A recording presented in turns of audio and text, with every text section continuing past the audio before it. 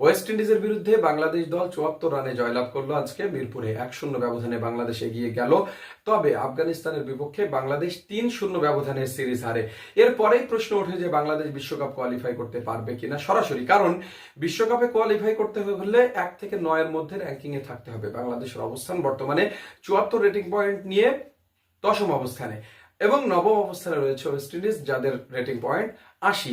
অর্থাৎ বাংলাদেশ 77-এ আফগানিস্তানের বিরুদ্ধে শুরু করেছিল রেটিং পয়েন্ট, তবে সেটা আফগানিস্তানের বিপক্ষে 3 ম্যাচ হারার পরে রেটিং পয়েন্ট গিয়ে দাঁড়ায় 74।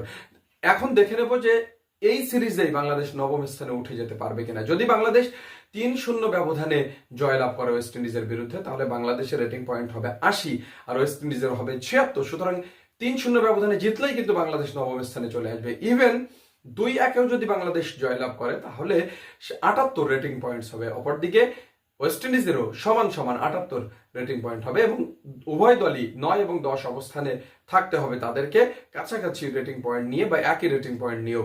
এবং বাংলাদেশ 1-2-এ যদি এই সিরিজ হারে, তাহলে বাংলাদেশের রেটিং পয়েন্ট 73 এবং তাদের অর্থাৎ ওয়েস্ট ইন্ডিজের 82 হবে।